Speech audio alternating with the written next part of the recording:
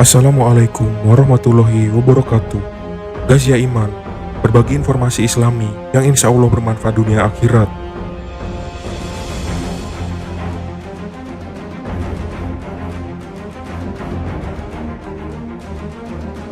Islam merupakan agama yang turun dari Allah, Tuhan yang Maha Kuasa dan pencipta seluruh makhluk baik yang ada di langit maupun di bumi.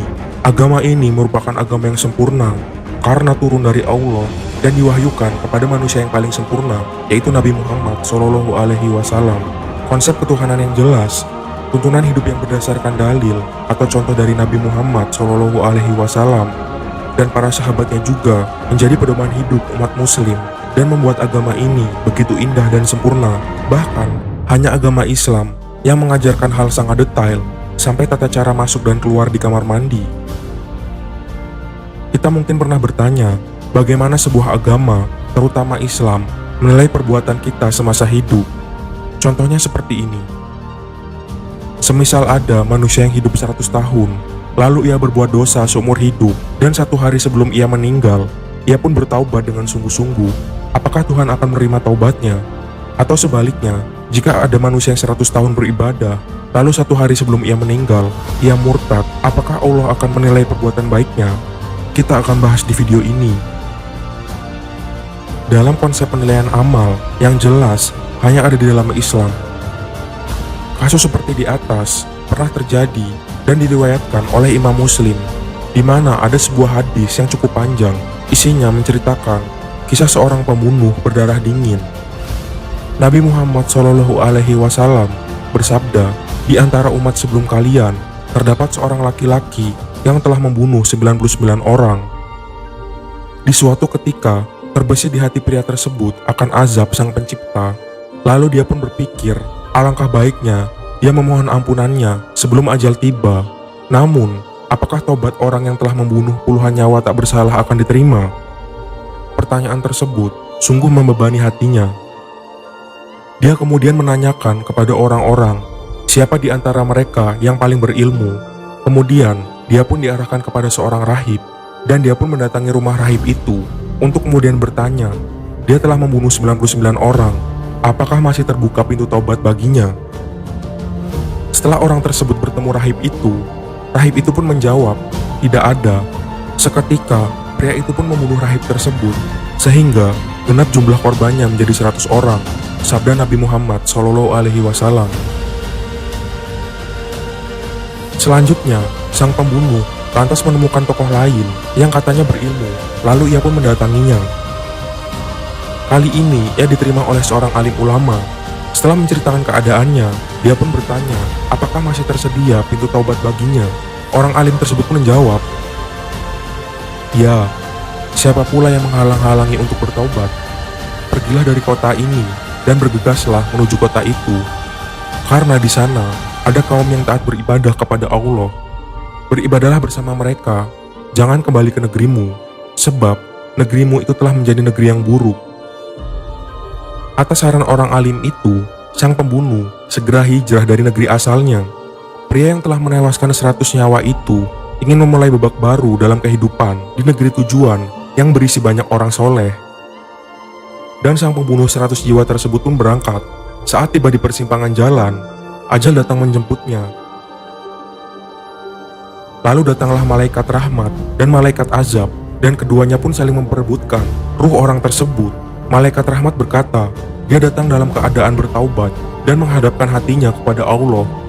Sementara malaikat azab pun berkata, dia belum melakukan satupun kebaikan. Akhirnya, turun sesosok malaikat yang berwujud manusia.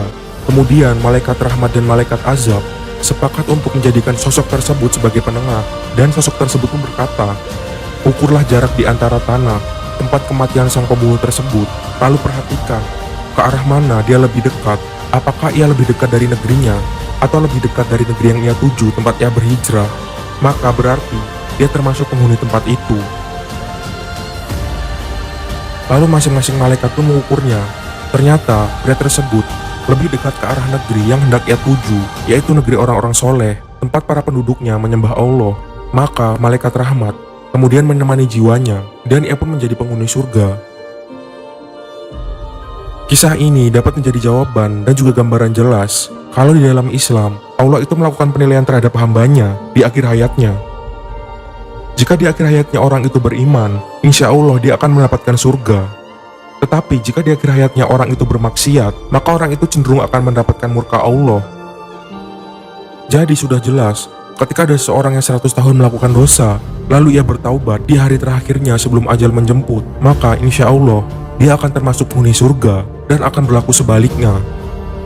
Tapi balik lagi, itu semua adalah hak Allah, ingin memasukkan seseorang ke dalam surga atau neraka, dan kita sebagai manusia tidak ada hak untuk menghakimi seseorang apakah ia akan mendapatkan surga atau neraka. Dan Allah pun berfirman dalam surat Az-Zumar ayat ke-53 yang artinya, katakanlah, hai hamba-hambaku yang melampaui batas terhadap diri mereka sendiri, janganlah kamu berputus asa dengan rahmat Allah. Sesungguhnya Allah mengampuni dosa-dosa semuanya. Sesungguhnya dialah yang maha pengampun lagi maha penyayang.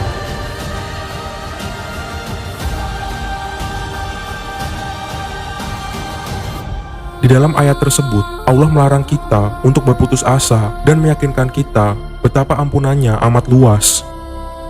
Lihatlah pria yang telah membunuh 100 nyawa tersebut. Dengan izin Allah Subhanahu wa Ta'ala, langkah kakinya digerakkan dalam hijrah menuju kehidupan yang lebih islami, walaupun dia sudah meninggal sebelum mencapai negeri tujuannya. Ternyata taubatnya sudah diterima oleh Allah Subhanahu wa Ta'ala. Dari kisah ini kita bisa petik pelajaran, sebanyak apapun dosa kita, kalau kita ingin bertobat dengan sungguh-sungguh, insya Allah akan diterima oleh Allah Subhanahu wa Ta'ala, walaupun sebelumnya kita melakukan banyak dosa. Dan konsep penilaian amal yang jelas dan terang seperti ini hanya ada di dalam Islam, karena tertuang di dalam kitab sucinya, yaitu Al-Quran, dan juga di dalam hadis. Lalu apakah di dalam agama lain memiliki konsep penilaian yang jelas dan juga terang seperti ini? Silahkan Anda yang menilai sendiri. Allahu a'lam bishawab.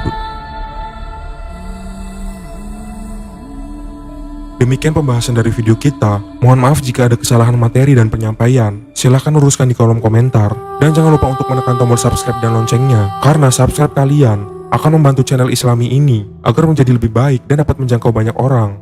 Assalamualaikum warahmatullahi wabarakatuh.